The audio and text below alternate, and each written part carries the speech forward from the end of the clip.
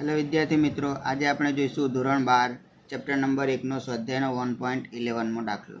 એમાં શું કીધું છે કે ક્વેશ્ચન છે આપણી પાસે કે ઊન સાથે ઘસેલા એક પોલિથીન ટુકડા પર 3.2 × 10⁻⁷ કુલમ ઋણ વિદ્યુતભાર છે. તો આપણે શોધવાનું શું છે કે એ સ્થાનાંતરિત થયેલા ઇલેક્ટ્રોનની સંખ્યા શોધવાની છે.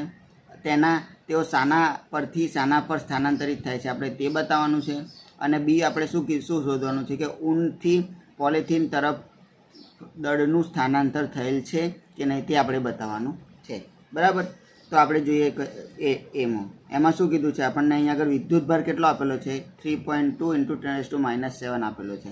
તો આપણે જોઈએ અહીંયા આગળ કે ઇલેક્ટ્રોનની સંખ્યા બરાબર Q બરાબર N × E બરાબર છે. Q બરાબર Ne એટલે N બરાબર શું થશે Q/E થશે.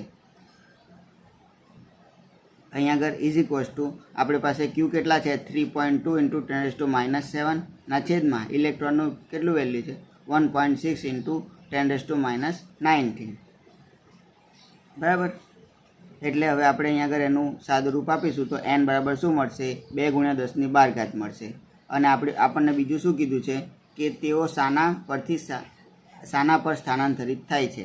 તો આપણે અહીંયા આગળ લખી શકીએ કે ઇલેક્ટ્રોન ઊન પરથી પોલિથીનના ટુકડા પર સ્થાનાંતરિત થાય છે.